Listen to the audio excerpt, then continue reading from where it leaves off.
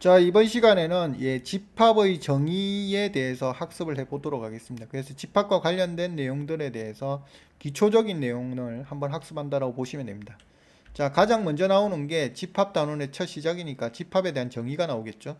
자, 그러면 한번 봐보도록 하겠습니다. 자, 집합. 집합이란 서로 명확하게 구분할 수 있는 대상들의 모임, 그렇게 되어 있습니다. 자, 보통 고등학교 책에서는 딱 이렇게 적혀져 있습니다. 여기 적혀 있는 그대로 명확하게 구분할 수 있는 대상들의 모임. 그래서 명확하게 구분한다. 좀 불명확하죠, 적혀 있는 내용이. 그래서 보통 좀 더 엄밀한 책들을 보시면 이거보다 좀 더 구체적으로 경우를 나누어 가지고 적어놨는데요. 보통 이렇게 적혀져 있습니다. 두 가지 조건을 만족해야 된다라고 적혀져 있는데요. 자, 어떻게 나와 있느냐면 1 해가지고 모임에서 두 대상을 가져오면 같고 다름을 구분할 수 있어야 한다. 어떤 대상이 있다면 그게 같은 대상인지 서로 다른 대상인지 구분이 되어야 된다. 이런 뜻이고요. 자, 그 다음 두 번째 조건이 있는데요. 임의의 대상이 있을 때 그것이 우리가 원하는 지금 대상의 모임이잖아요. 자, 표현해 본다면 이렇게 되는 거죠. 자, 모임들을 판별할 수 있어야 됩니다. 그러니까 이게 대상에 들어가는지 대상에 들어가지 않는지 판별이 가능하면 이게 뭐라고 할 수 있다. 우리가 집합이라고 해줄 수 있다. 이런 뜻이 됩니다. 그래서 두 가지 조건을 만족해야 된다는 걸 염두에 두셔야 됩니다. 첫 번째, 그 자체를 가져왔을 때 어떤 두 대상을 가졌을 때 두 대상이 서로 구분이 되어야 된다. 두 번째, 임의의 대상이 있다고 친다면 그 대상이 모임에 들어가는지 안 들어가는지 판단이 가능해야 된다. 즉 어정쩡하게 두 군데 다 걸쳐져 있는 경우는 집합이라고 할 수 없다. 이런 뜻이죠. 그러면 예를 들어 가지고 한번 보시겠습니다.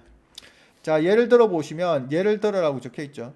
10가지 소수의 모임이 있다라고 치겠습니다. 자, 그러면 10가지 소수의 모임이 있다고 치면 자, 이것은 집합이 될 수 있을까요? 1에서 10가지의 소수의 모임이 있다면 이것은 집합이 될까요? 자, 한번 생각해 보도록 하겠습니다. 예를 들어 가지고 자, 어떤 모임에서 자, 1에서 10 사이에 들어가는 자연수 중에서 저희가 두 개의 숫자를 가져왔습니다. 예를 들어서 2하고 3을 가져왔다 치면 서로 구분이 되죠. 그래서 1에서 10 사이에는 어떤 수를 가져오든지 그것은 서로 구분이 되는 상태입니다. 그래서 첫 번째 조건을 만족하고 있는 상태고요. 그리고 예를 들어서 10이나 뭐 다른 숫자들 1에서 10 사이에 있는 자연수들을 가져온다면 이것은 그 소수의 모임에 들어가는지 안 들어가는지 저희가 판단할 수 있겠죠. 여기서 1에서 10 사이에 소수의 모임에 들어가는 숫자들은 2, 3, 5, 7 4개가 되죠. 그래서 그 조건을 알고 있기 때문에 그거 제외한 나머지는 다 안 들어간다는 걸 알고 있죠. 자, 그래서 2번 조건도 만족하고 있습니다. 그래서 여기서 나와 있는 1에서 10까지의 소수의 모임이라는 것은 뭐라고 판단할 수 있다? 집합이라고 판단할 수 있다. 이렇게 되는 거죠. 그럼 집합이라는 걸 판단할 수 있다면 저희는 뭐 할 수 있어야 되겠습니까? 표현해낼 수 있어야 되겠죠. 자, 이게 집합이란 걸 판단했습니다. 자, 그럼 집합은 어떻게 판단하느냐 하면 대상의 모임이니까 그 대상에 들어가는 걸 넣어야 되겠죠. 그래서 여기서 1에서 10 사이에 소수에 해당하는 것들은 뭐가 있습니까? 2, 3, 5, 7 이렇게 있겠죠. 자, 여기다가 뭘 해주면 된다? 대상들을 몰아넣고 거기다가 뭘 해주면 중괄호를 해주면 이게 뭘 뜻하더라? 저희가 말하던 집합을 의미하게 되더라. 이런 뜻이 되겠습니다. 자, 이해가 가시죠? 자, 그러면 어떤 경우 안 되는 예를 하나 들어본다면요. 이런 경우가 안 되게 됩니다. 자, 제가 이전에 많이 가르쳤던 학생들이 있었던 학교인데요. 자, 구덕고등학교가 있습니다. 고등학교에 있는 키가 큰 학생들의 모임은 집합이 될 수 없습니다. 왜 집합이 될 수 없을까요?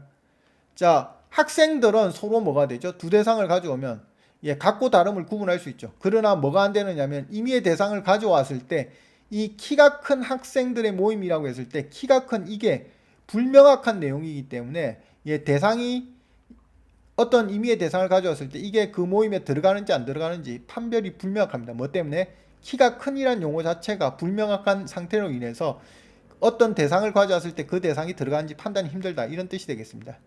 자, 그래서 두 번째 내용 때문에 저희가 뭐한다? 판단이 불명확해졌다. 이런 뜻이 되겠습니다. 자, 이해가 가시죠? 자, 다음은 원소에 관련된 내용에 대해서 한번 알아보도록 할게요. 자, 원소입니다. 원소는 뭐라고 주어졌습니까? 집합을 구성하는 개개의 대상들이다. 이렇게 주어졌죠. 자, 개개의 대상들이다.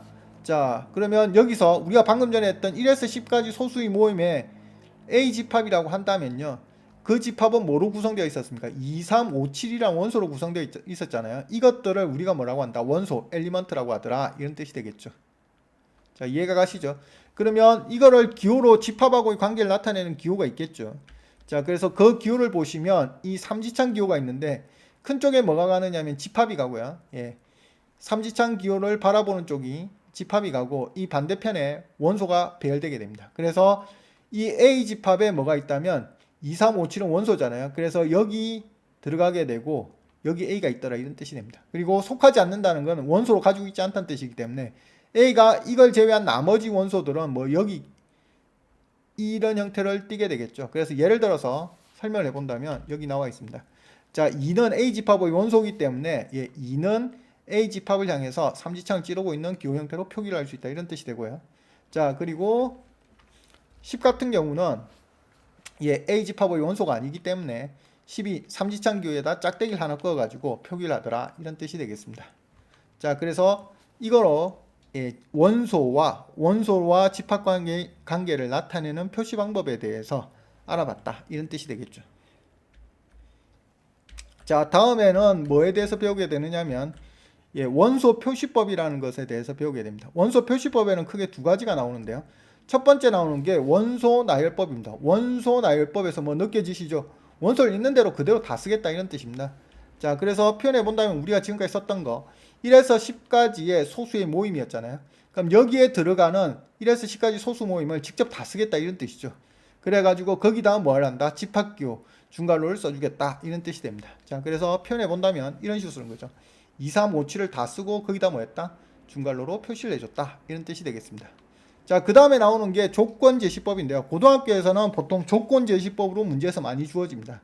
조건제시법이라는 거는 원소와 만족하는 공통된 성질을 통하여 집합을 정의하는 방법이다. 이렇게 되어 있죠. 그럼 위에 거를 이제 어떻게 정의하는가 한번 봐보도록 할게요. 자, 이렇게 되어 있다면 저희는 이렇게 표현하게 됩니다. X바 X는 10 이하의 소수 이렇게 되어져 있는데요. 이 X는 원소를 나타내는 공통된 문자라고 보시면 되고요. 뒤에가 조건에 의미한다라고 보시면 됩니다. 그래서 X는 10 이하의 소수들을 모아놓은 X다 이런 뜻이 되겠습니다. 자, 그래서 표현 의미를 좀 알고 있으면 좋은데요. 자, 밑에 추가적으로 참고사항으로 적어놨는데 X는 원소를 나타내는 대표적인 문자로서 하나를 써놓은 거라고 보시면 되고요. 다음과 같은 반은 다음과 같은 such that과 같은 표현인데요. 이런 조건을 만족하는 것들이다 이런 뜻이 됩니다. 그래서 X라는 원소는 뒤에 있는 조건을 만족한다.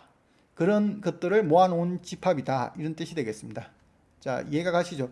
보통은 고등학교 문제에서는요 어떤 경우가 많느냐면 대부분 다 조건제시법으로 나오는데 문제를 풀 때는 원소 나열법으로 변경하면 좀 쉬운 경우가 많기 때문에 조건제시법으로 바꾸는 연습도 좀 중요하긴 한데 문제 푸는 입장에서 본다면 원소 나열법으로 바꾸는 연습을 좀 많이 해주시는 게 좀 좋다 그렇게 보시면 되겠습니다. 자, 다음은 집합의 포함관계입니다. 집합의 포함관계는 부분집합과 관련된 내용인데요. 자, 저희가 한번 보도록 하겠습니다. 자, 첫 번째 적혀 있는 걸 보시면요. A 집합의 원소가 B 집합에 속한다. A 집합에 있는 모든 원소가 B 집합에 들어갔을 때 우리는 이걸 뭐라고 하느냐면 임의의 X에 대해서 X의 원소 수식으로 표현한 겁니다. X가 A의 원소이면 B의 원소다. 이런 경우를 우리가 뭐라고 한다고요? A를 B의 부분집합이라고 한다. 이렇게 표현합니다. A를 B의 부분집합이라고 한다. 즉 B 안에 누가 들어가 있다? A가 들어가 있다. 이런 뜻이 됩니다. 자, 그러면 그림 형태를 보면 좀 이해가 편한데요. 그래서 삼지창 기호에서 짝대기 하나 뺀 기호 형태로 저희가 많이 표현하는 편입니다. 그리고 벤 다이어그램으로 표현하면 이런 식으로 표현이 됩니다. 이 둥글게 표현하는 걸 벤 다이어그램이라고 하는데요. 자, B가 영역이 크고요. 그 내부에 뭐가 있더라?